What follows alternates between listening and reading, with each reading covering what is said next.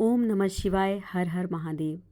आप सभी भक्तजनों को महाशिवरात्रि व्रत की ढेरों शुभकामनाएं। महाशिवरात्रि हिंदू धर्म का एक महत्वपूर्ण पर्व है जो कि माता पार्वती और भगवान शिव के पवित्र मिलन का प्रतीक माना जाता है। ऐसी मान्यता है कि इसी दिन की रात्रि में माता पार्वती और भोलेनाथ का विवाह हुआ था। इसलिए इस पवित्र दिन पर लोग व्रत रखते हैं और शुभ मुहूर्त में विधि विधान से भोलेनाथ और माता पार्वती की उपासना करते हैं। इस दिन रात्रि जागरण का विशेष महत्व माना जाता है। धार्मिक मान्यताओं के अनुसार जो मनुष्य सच्चे मन से महाशिवरात्रि का व्रत रखता है उसके सारे पाप नष्ट हो जाते हैं और उसे मोक्ष की प्राप्ति होती है। इस व्रत का संपूर्ण फल प्राप्त करने के लिए महाशिवरात्रि की इस पवित्र कथा का श्रवण करना चाहिए या पाठन करना चाहिए। प्राचीन काल में चित्रभानु नामक एक शिकारी था। पशुओं की हत्या करके वो अपने कुटुंब को पालता था। वो एक साहूकार का ऋणी था, लेकिन ऋण समय पर ना चुका सकने पर क्रोधित साहूकार ने उसको शिव मठ में बंदी बना लिया। संयोग से उस दिन महाशिवरात्रि थी। बंदी रहते हुए शिकारी मठ में शिव संबंधी धार्मिक बातें सुनता रहा। वहीं उसने शिवरात्रि व्रत की कथा भी सुनी।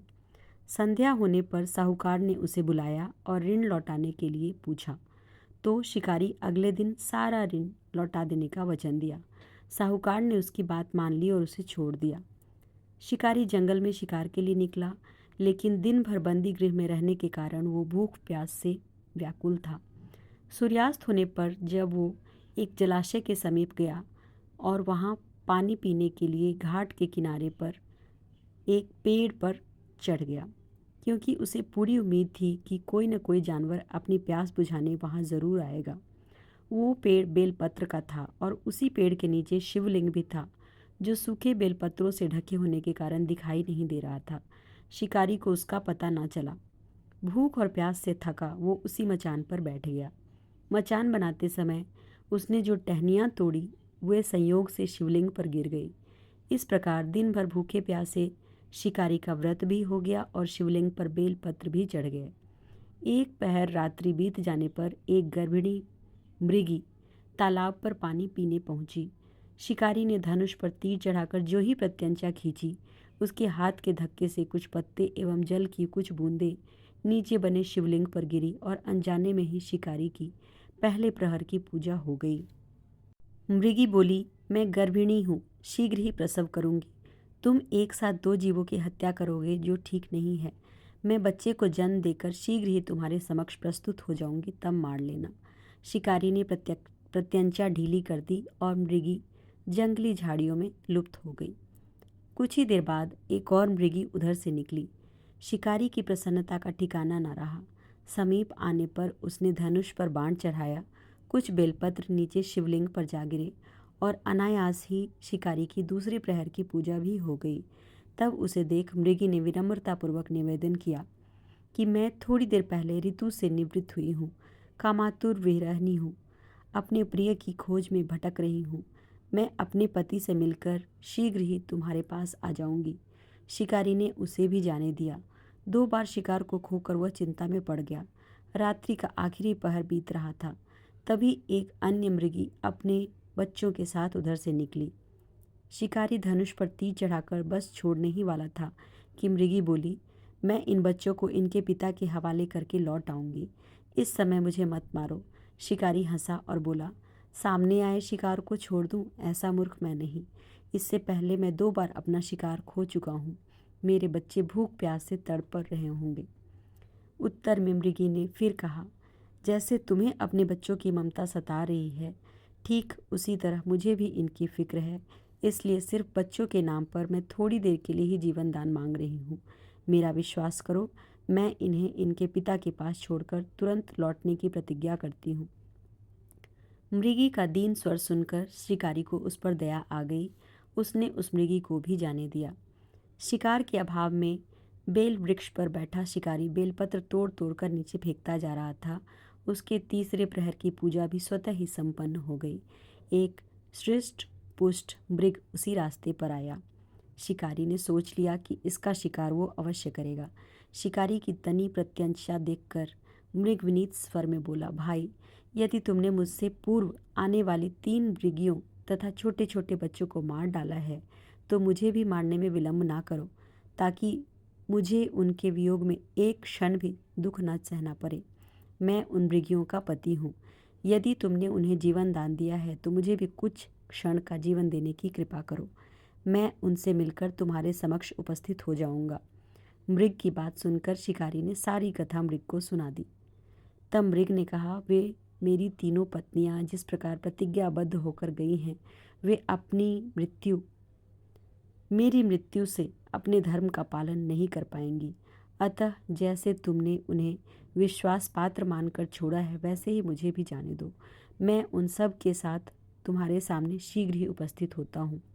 उपवास, रात्रि जागरण तथा शिवलिंग पर बेलपत्र चढ़ने से शिकारी का हिंसक हृदय निर्मल हो गया था। उसमें भगवत शक्ति का वास हो गया था। उसके हाथ से धनुष तथा बाण छूट गया और उसने मृग को जाने दिया। थोड़ी ही देर बाद वो मृग सपरिवार शिकारी के समक्ष उपस्थित हो गया ताकि वो उनका शिकार कर सके। किंतु जंगली पशुओं की ऐसी सत्यता, सात्विकता एवं सामूहिक प्रेम भावना देखकर शिकारी को बड़ी ग्लानि हुई। उसके नेत्रों से आंसुओं की झड़ी लग गई। उस मृग परिवार को न मारकर शिकारी ने अपने कठोर हृदय को जीव हिंसा से हटाकर सदा के लिए कोमल एवं दयालु बना लिया। देवलोक से समस्त देवगण भी इस घटना को देख रहे थे। उसके ऐसा करने पर भगवान शंकर ने प्रसन्न होकर तत्काल उसे अपने दिव्य स्वरूप का दर्शन करवाया तथा उसे सुख समृद्धि का वरदान देकर गुह नाम प्रदान किया। यही वो गुह था जिसके साथ भगवान श्री राम ने मित्रता की थी। इस प्रकार महाशिवरात्रि पूजन पौराणिक व्रत कथा समाप्त होती है। महाशिवरात्रि व्रत की यह कथा अत्यंत पवित्र और गुणकारी है। जिस प्रकार अनजाने में ही चित्रभानु नामक शिकारी ने महाशिवरात्रि व्रत की पूजन विधि संपन्न कर ली थी और जिसके प्रभाव से उसके जीवन के सारे कष्ट दूर हो गए थे, ठीक उसी प्रकार शिवरात्रि व्रत में जो भी व्यक्ति इस कथा को सुनता या पढ़ता है, उसका जीवन सुख समृद्धि से भर जाता है और उसके ऊपर महादेव की कृपा बनी रहती है। महाशिवरात्रि व्रत की कथा सुनने के बाद शिव जी की चालीसा का पाठ करना चाहिए, जो कुछ इस प्रकार है। जय गणेश गिरिजा सुवन मंगल मूल सुजान, कहत अयोध्या दास तुम देव भय वरदान।